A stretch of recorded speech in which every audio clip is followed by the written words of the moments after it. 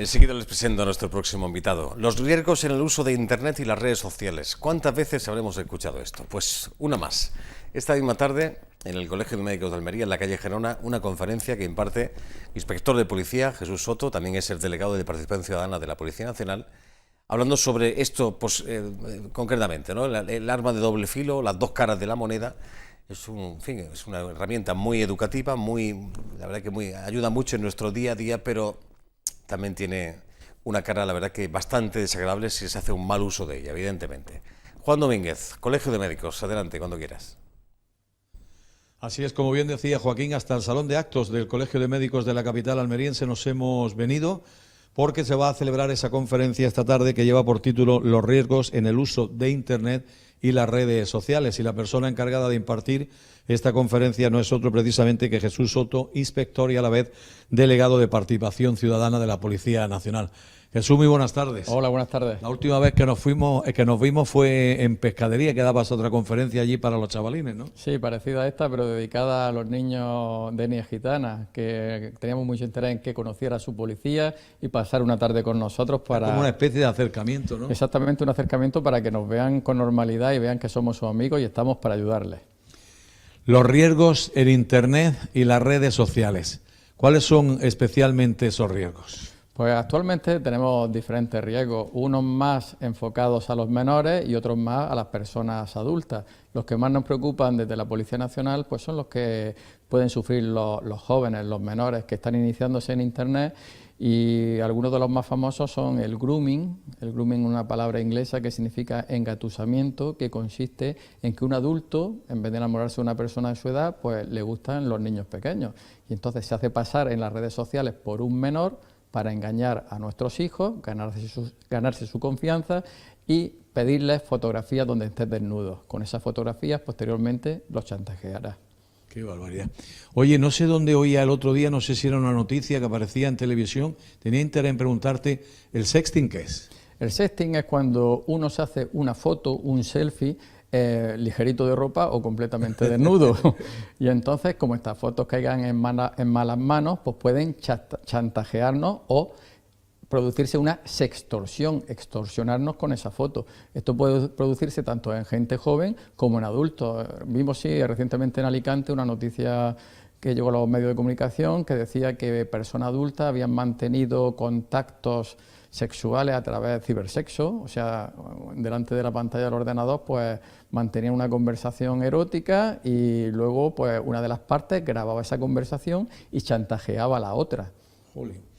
No sé si lo que pienso es correcto. Los niños tienen un riesgo por su inocencia, pero es que los mayores, que estamos recién iniciados, también en cierto modo, de cara a las redes sociales e Internet, somos también casi como niños, ¿no? Sí. No sé si la apreciación es correcta o no. Es correcta, los peligros son los mismos. La única ventaja que tenemos los mayores es que podemos ir a la policía a denunciar, mientras que los niños primero... Al ser menores de edad tienen que ponerlo primero en conocimiento de los padres. Y ahí es donde está el problema, que muchas veces los niños no tienen esa confianza con sus padres y lo que hacen es que no se lo cuentan y se lo cuentan a sus amigos y sus amigos no le van a resolver el problema se lo van a resolver sus padres acudiendo a la comisaría de policía. Parte de lo que nos decía de esos dos problemas esenciales, luego hay otro, lógicamente, el tema de hackearte, de muchas cosas.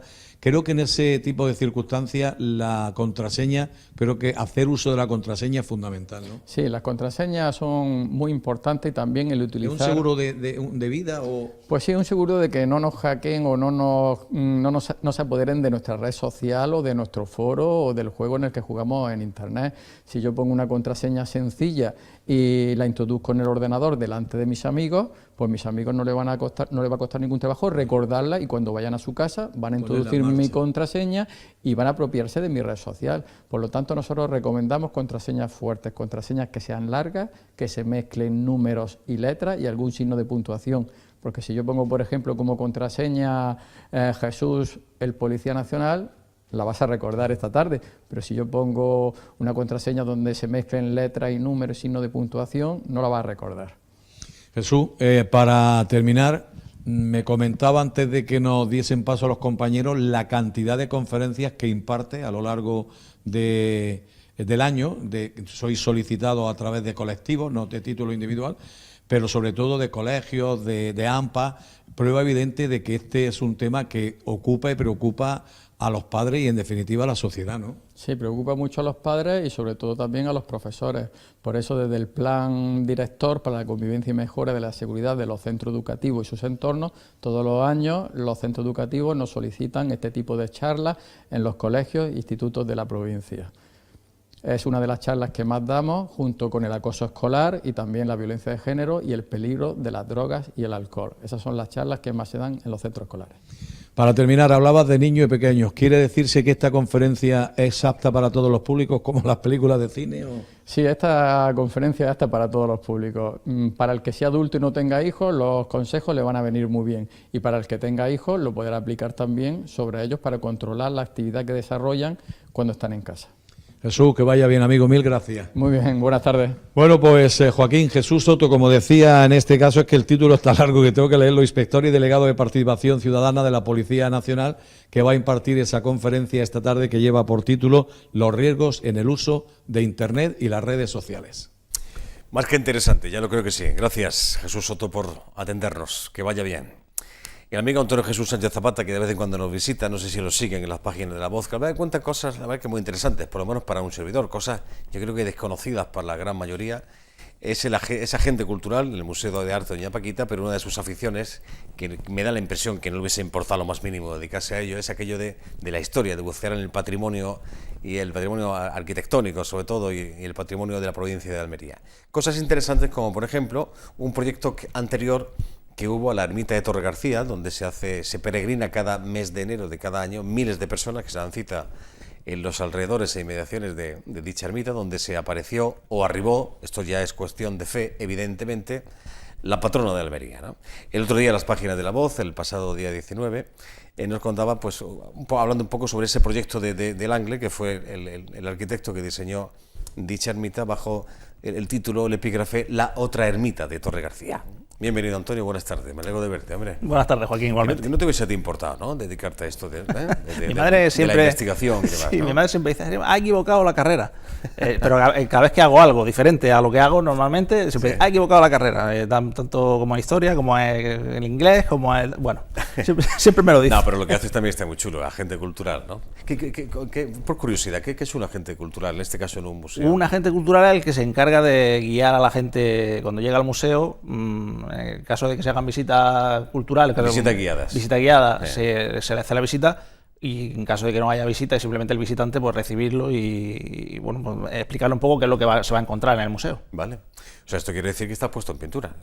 Bueno, hay que estar, por lo menos un poquito sí hay que estar. Claro. Sí. Tienes ahí un director, el amigo Juan Manuel, que es un fenómeno, el tío. De lo que se puede aprender, me da la impresión, se puede aprender muchísimo. Bueno, ¿dónde te encuentras este plano? Que ahora veremos una foto. Este primer diseño de la ermita de Torre García, ¿esto de dónde sale, Antonio? Pues una amiga y compañera, Pilar Manzano, que bueno, ya llevamos unos cuantos años juntos en esto de los museos también, que sabe que me gusta mucho el tema de la historia, me prestó un ejemplar de un periódico que se llama Proa, que era un periódico del Frente de Juventudes antiguo. Proa, el título. Proa se llama el periódico. Y dentro, era además del año 51, venía un especial sobre sobre la Virgen del Mar. Sí. Sobre todos los actos que se hicieron a raíz creo que se le impuso la corona, que se hizo un grande acto. Una coronación, por cierto, déjame leerlo esto porque me ha llamado mucho la atención. Una corona que contiene cerca de 2 kilos de oro, 361 brillantes, 1.359 rosas, 41 perlas, 37 rubíes, 98 esmeralda, 216 zafiros, 12 amatistas, 190, etcétera. Sí, Eso es la joya de la corona. Sí, nunca mejor dicho, porque es que hay que tener en cuenta que veníamos de la Guerra Civil, que en esos tiempos de la posguerra, durante la Guerra Civil, pues la Iglesia sufrió numerosos avatares tristemente célebres. Y bueno, hubo una época de resarcimiento, digamos, durante el franquismo, en el que todo era prácticamente, la Iglesia era un estamento más, casi como fue durante la Edad Media. Y se trató un poco de resarcir todo aquello que había pasado y bueno, la gente, casi todo era con donaciones, todo lo que se hacía. Y bueno, pues no solo la coronación, sino que se alegraron pues todas las iglesias que habían tenido pues, más o menos daño durante la guerra civil. Claro. En esa época todavía, en el año 51, que es de cuando está datado ese plano, todavía ni siquiera estaba reconstruida lo que es la iglesia de la Virgen del Mar actual, que había sido dañada durante la guerra civil. Y bueno, la coronación tuvo que hacerse en la Catedral de Almería, que todavía estaba en reconstrucción. Y sumándose a todo eso de la reconstrucción, es curioso que desde el año 1502, que es cuando se supone que aparece la Virgen del Mar en Torre García, desde el año 1502 hasta el año 1953, que se construye la ermita, pues todo ese tiempo no ha habido ninguna ermita, ninguna iglesia allí como homenaje a esa aparición. Y ese es el encargo que le hacen al arquitecto. Al Angle, exactamente. No sé si podemos verlo, Eduardo, si eres tan amable, el plano, el primer diseño que ideó Guillermo Langle de esa primera ermita, que nada tiene que ver, ¿no? Es totalmente diferente es a la que diferente, conocemos actualmente, como pueden ver en ese plano. Ahí se puede ver que es un estilo regionalista, de la primera época, diría yo, del Langle. Ya en el año 51 ya esto era demasiado, digamos, anticuado para él. Yo pienso que al final igual fue él mismo el que cambió, puede ser que cambiara de opinión, porque este episodio regionalista que tuvo él fue desde los años 20, años 30, pero ya en el año 51, que estamos hablando de este plano, era demasiado clásico para él. Él ya estaba renovando muchísimo y tratando de modernizar un poco la arquitectura en Almería. Sabemos que tenía jardines que rodeaban a ese primer flanqueaba proyecto de la ermita, ¿no? Exactamente, la ermita además de planta cuadrada, completamente diferente a la que tenemos actualmente, que es de planta redonda. ¿Las dimensiones serían parecidas, Antonio, más o menos? Yo imagino que sí, aunque con las jardineras, con los jardines que tenían a los lados, quizás sería un poco más grande. Lo que es de dimensiones, por lo menos al verla, como al ser la planta circular la actual, da la sensación de ser como más pequeña, más reducida. Ahí tenemos la actual, que además tiene ya muchísima influencia del movimiento indaliano. Sí. Porque incluso, bueno, dentro podemos encontrar una obra de Cañada, un mosaico de Cañadas que es el que preside de Luis Cañadas, efectivamente. El altar. Incluso cuentas que reminiscencias africanas que tiene las tiene, este pequeño templo, ¿no? ¿Sí? Sí. Bueno, ya es cuestión de gusto, no sé a ustedes qué le parece, si el otro parece más, tiene pinta de más una iglesia tal cual, o un pequeño templo tal cual lo conocemos, ¿no? Sí, como nos podemos encontrar en cualquier otra parte, prácticamente. Esta es más nuestra, más original. Pienso yo que es más original. ¿A ti cuál te gusta más? Desde el punto de vista, digamos, estético, cultural, en fin, al margen de... Hombre, la actual, ¿no? Pues eso, tiene algo como más nuestro. La otra, la regionalista, podría encontrarse en cualquier otro sitio, pero esta, que con esa influencia indaliana, reminiscencia africana... Es muy particular. Es complicado encontrar algo parecido en otra parte. Claro, lo que no se sabe, Antonio, no sé si se sabe o no, es lo que le hizo cambiar de opinión al arquitecto, al Angle, ¿no? Pues no lo sabemos porque además ese plano es del 51 y hasta el año 53 no se construye realmente la ermita. O sea que ahí hubo un impasse que no se sabe bien si fue problema de presupuesto, si fue problema de cambio, en fin. O el obispo de turno que le gustó, el primer proyecto. ¿Puede ser? Puede ser también. El alcalde, que también influía. Claro. Curioso esto, lo que me contabas, que ese plano que están viendo en la imagen, aparece en una revista de Frente de Juventudes de la época, ¿no? El año 51. Hemos dicho Proa. Proa se llama, sí. ¿No? Curioso. ¿Y el acceso a esa... ha sido tu compañera? Mi compañera, creo que fue su abuela, según creo que me dijo. Él tenía ahí un montón de papeles y lo vio, y lo primero que hizo fue, Pili se acordó de mí y dijo, mire, esto le tiene que gustar a Antonio. Se lo llevo. ¿Cómo te conocen ya, eh? Sí. Bueno, algo interesante todo esto, ¿no? Llama la atención, ¿no? Vuelvo a repetir, es una ermita que seguramente ustedes visitan cada mes de enero en esa peregrinación donde van miles de personas y quizás no sabían esto. Un servidor no tenía ni idea. Yo creo que la gran mayoría, Antonio. Bueno, la gente va a divertirse, también hay gente que va por fervor religioso, pero bueno, hay que tener en cuenta que se construyó precisamente además en un lugar donde, según las crónicas ya desde el siglo XVII, cuentan que se aparecen solo en esa zona un grupo de azucenas, por ahí que solo florecen en ese sitio. Sí. Y fue ese sitio por el que se eligió, porque si te das cuenta no está pegado justo a la torre de Torre García, sino que está un poquito más alejada. Y fue ese lugar donde se eligió para, bueno, este templo, este pequeño templo, la verdad que muy bonito, la verdad que sí. Hay muchas cosas de este tipo todavía por sacar a la luz, Antonio. Sí, va a haber unas cuantas. Sí, ¿Unas cuantas? Es que lo que tiene esto es que cuando estás investigando una cosa, Te vas te encuentras otra. Claro. Y esa otra te lleva a otra. Vas tirando del hilo y Y van así, saliendo. exactamente. Por ejemplo, ahora, la última vez que estuve aquí, comentamos que me preguntaste también qué es lo próximo que vas a sacar. Sí. Y yo te comenté que posiblemente sea algo de un tesoro que se encontró en Almería. Sí. Tirando del hilo de ese tesoro he llegado a otro que, bueno, el primero resultó un fiasco, porque parece ser que no... que se encontraron, es cierto que se encontró en pleno paseo de Almería, en una excavación, al hacer una obra en un local muy conocido en el paseo, en el Café Suizo, Sí. un montón de tinajas de gran tamaño. Ujú. Y claro, en Almería se corrió el rumor enseguida de que había monedas, que se había encontrado un tesoro y tal. Pero claro, te vas a otra fuente y esa otra fuente te dice que ni tesoro, ni gaitas, moneda, que ni te nada. habían salido, No había sí, es cierto que habían salido las tinajas, que posiblemente sirvieran para almacenar aceite en la época de los árabes, pero de tesoro nada. Entonces, claro, pero eso me ha llevado a otro que sí es cierto que sí que apareció en la zona de Cabo de Gata, sí, en Campillo de Genovese. Pero un tesoro al uso con cofre incluido. Tesoro, sí. Tesoro con, además no de monedas, sino de joyas. Sí. O sea, sí. Y será seguramente lo próximo. ¿Y eso sí es cierto? ¿Eso está comprobado? Eso que está es- comprobado, incluso hay un juicio que, bueno, que se le hace a los que lo encontraron 4 carboneros y que se lo quedaron, se lo repartieron. Y claro, llegó a oídos de la Iglesia, que entonces era la que llevaba el tema de la justicia. La que partió el bacalao. Y claro, se enteró y los tesoros que se encuentran no son de los que se encuentran, sino que tiene que dárselo a la Iglesia. Y Efectivamente. bueno, un juicio que ya iremos contando más. Tú encuentres de todo lo que te encuentres, pero que me lo das a mí, ¿eh? Sí. El esfuerzo lo haces tú, pero... Exacto. Y eso sigue siendo así, por cierto. Sí, sigue siendo así. Sí. Ujú. Cómo mola esto, ¿no? Sí, a lo largo de la historia. Esto no ha cambiado mucho, Qué ¿no? barbaridad. Uno puede pensar que esto forma parte del pasado, pero ya vemos que no. Esto lo veremos en breve en las páginas de esa Sí, sección que tienes. pronto, sí, La no Voz, creo que ¿sí? no llegará dentro de un mes o menos. Bueno. Interesante como siempre, Antonio. Gracias por tu visita, hombre. De nada, a vosotros Hasta como la siempre. próxima.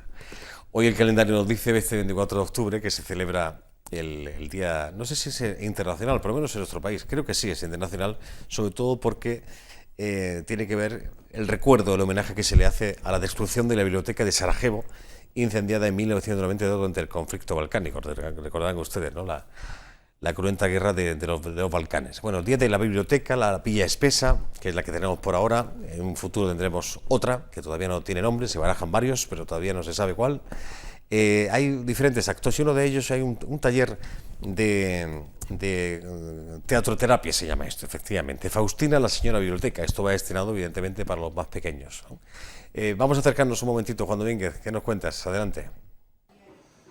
Sí, Joaquín, es que efectivamente hoy se celebra el Día de la Biblioteca, 24 de octubre de 2017, y por tal motivo nos hemos venido precisamente aquí hasta la Biblioteca Francisco Villa Espesa, porque en tan solo unos minutos va a arrancar lo que es el taller de teatroterapia que lleva por título Faustina, la señora biblioteca, que va a ofrecer el Centro de Psicología Terapitea. Ana, muy buenas tardes. Hola, buenas tardes. ¿Qué tal estamos? Bien, aquí a punto de ponernos a trabajar. Bueno, para vosotras no es esta la primera vez, ¿no? No, la verdad es que llevamos trabajando con la biblioteca desde el año pasado, haciendo talleres puntuales, ¿no? Uno al mes, uno cada 2 meses. Bueno, antes de que me hable de lo que se va a hacer esta tarde, me gustaría que informase a los espectadores que nos están viendo en este momento, en esencia, que es el Centro de Psicología Terapitea. El Centro de Psicología Terapitea es un centro de psicología, no como cualquier otro, que tenemos una psicóloga de adultos y yo que soy la psicóloga educativa infantil, pero lo bonito que tiene el Centro de Psicología Terapitea es que trabajamos con teatroterapia, ¿no? Que es una metodología que usa técnicas teatrales, ¿no? Y técnicas de terapia de grupo para trabajar la creatividad, la autoestima, la motivación, pues todo ese tipo de herramientas que hacen falta para el día a día. A ver, explícame eso del baúl, que yo no termino de comprenderlo. A ver, lo que vamos a utilizar hoy es la técnica del baúl mágico, ¿no? Entonces, tenemos un baúl y lo que queremos un poco explicar a los niños, hacer un símil, porque el taller se llama Faustina, la señora biblioteca. Entonces, lo que queremos demostrar un poco es que la biblioteca está llena de muchas historias y que es divertido venir a la biblioteca. Es igual que el baúl mágico, ¿no? En el baúl mágico hay muchas historias y cuando abrimos el baúl mágico podemos convertirnos en piratas, en guerreras, en princesas, en ogros, ¿no? Podemos convertirnos en lo que queramos, igual que cuando leemos un libro. Uno de los fines precisamente de este tipo de actividades puede ser fomentar precisamente la lectura. Fomentar la lectura y sobre todo fomentar la creatividad, ¿no? Un poco el que los niños utilicen esa imaginación que tienen tan bonita, ¿no? Que la pongan en marcha. Que la pongan en marcha y un poco pues eso, fomentar que los niños experimenten, que experimenten sobre todo con cosas como un folio, por ejemplo, que puede convertirse en muchísimas cosas, en una capa, en un sombrero, en una carta, en un... ¿sabes? Se puede convertir en muchísimas cosas. Ana, éxito y tirón tenéis porque hay una cantidad de niños ahí en la puerta esperando a que terminemos la entrevista para acceder y participar en este taller que es enorme. Sí, la verdad es que sí, se lo pasan bien porque además, digamos que a nosotros les dejamos libertad absoluta de fomentar la creatividad. Entonces eso es algo que ellos no están acostumbrados, ¿no? Es como que, ¿y qué hacemos, señor? No te preguntan, ¿qué hacemos, no? Y entonces eso es lo divertido, que nosotros les decimos, lo que queráis, esto es vuestro, ¿no? Y entonces un poco los dejamos que construyan su propio taller. ¿Recomendable entre niños de 5 y 12 años? Súper recomendable, yo lo digo, este tipo de talleres se los pasan bien, aprenden a relacionarse, aprenden a utilizar esa creatividad que tienen todos los niños y sobre todo aprenden a divertirse. ¿No es recomendable también la participación de un número superior a 15 chavalines? Es que a partir de 15 niños, 16, ya 20... Ya no hay quizá un trato tan personalizado, ¿no? Claro, ya sería un poco más difícil porque los niños vienen acompañados de ruido, eso es así, ¿no? Entonces, más de 15 ya el ruido no nos permitiría a lo mejor trabajar adecuadamente.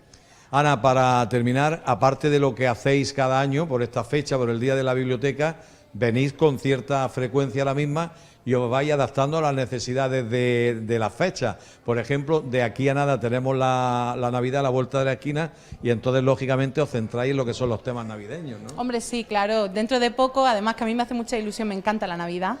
Y, ya somos dos. Sí, y entonces pues tendremos un taller de Navidad. Y no sé qué haremos, porque claro, como utilizamos mucha creatividad, pues entonces a lo mejor nos da por hacer un árbol de Navidad, o nos da por hacer un cuento, o nos da por hacer una obra de teatro, no sé qué haremos. Pero... Terminamos, ¿qué dura la actividad aproximadamente? La actividad dura 1 hora y media.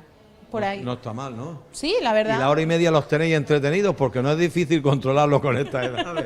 Sí, la verdad es que sí, conseguimos en 1 hora y media poder mantenerlos todos entretenidos y yo creo que se divierten porque se van súper contentos a casa. A partir de la hora y media ya no respondéis de ellos.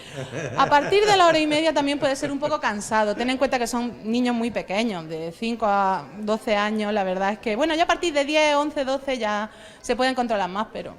son pequeñitos. Ana, gracias por 2 cosas. La primera por atendernos, porque hay una cantidad, mira, están todos ahí en la puerta esperando, y la segunda por haberlo explicado también. Muchas gracias. Nada, gracias a vosotros.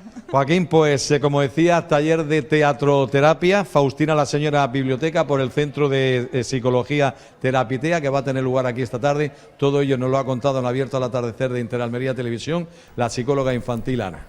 Así es, el Día de las Bibliotecas también como motivo, como un homenaje a la labor que desempeñan los bibliotecarios en nuestro país. Recomendación musical para pasado mañana, jueves 9 de la noche, en el Teatro Cervantes, de la mano de Cuber Producciones, llega la Orquesta de Cámara de la Nueva Filarmónica de Hamburgo, una orquesta, por cierto, llama la atención, fundada en el año 2003 por músicos profesionales autónomos de todo el mundo. La programación la encabeza la universal obra de Vivaldi, Las 4 estaciones. Hay música de Bach, de Haydn, de Borsak o de Brahms, entre otras. Pasado mañana jueves, 9 de la tarde, 9 de la noche, Teatro Cervantes. Un pequeño fragmento.